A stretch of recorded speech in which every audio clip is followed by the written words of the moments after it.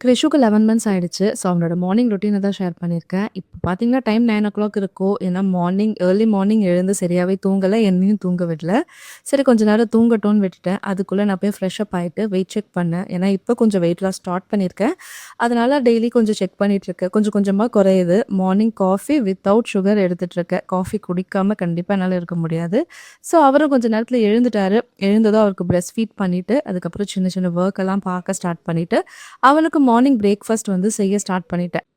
இன்னைக்கு பிரேக்ஃபாஸ்ட்க்கு அமிர்தா அப்படின்ற ஒரு பிராண்ட்ல கருப்புளுந்து கஞ்சி பவுடர் தான் வாங்கியிருந்தேன். இத ஃபர்ஸ்ட் டைம் குடுக்கும்போது சரியா சாப்பிடல. ஸோ செகண்ட் டைம் வந்து பண்ணி பார்த்துட்டு, அதில வந்து அவர் எப்பவும் சாப்பிடுற செவ்வாழை பழத்த ஆட் பண்ணி பார்த்தேன். சாப்பிட்டுட்டான். ஸோ இந்த மாதிரி குழந்தைங்களுக்கு குடுக்கும்போது, அவங்களுக்கு புடிச்ச விஷயத்த ஆட் பண்ணோம்னா, சாப்பிடாம இருந்த விஷயங்கள் கூட அவங்க கொஞ்சம் கொஞ்சமா எடுத்துக்க ஸ்டார்ட் பண்ணிருவாங்க. ஸோ நீங்களும் உங்க பேபிக்கு இந்த மாதிரி குடுத்து ஏதாவது சக்சஸ் ஆயிருக்கு அப்படின்னா, கமெண்ட்ல ஷேர் பண்ணிக்கோங்க.